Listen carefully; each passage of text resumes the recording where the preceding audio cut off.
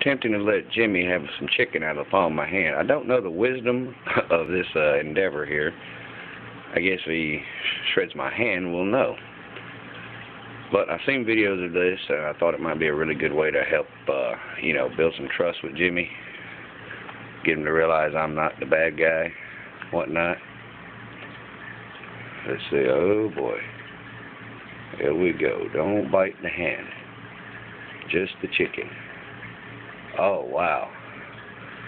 Wow. Love that. That was awesome. That was awesome. Totally. Good boy, Jimmy. Good job. Great. You did great. You didn't take the hand, you just took the chicken. Alright, well, let me shut this damn video off, and I'll give you a little more like that. Well, folks, there you go. Hand-fed the crocodile monitor. Didn't lose any blood. It's been a good morning. We'll see y'all next time. Jimmy saying goodbye.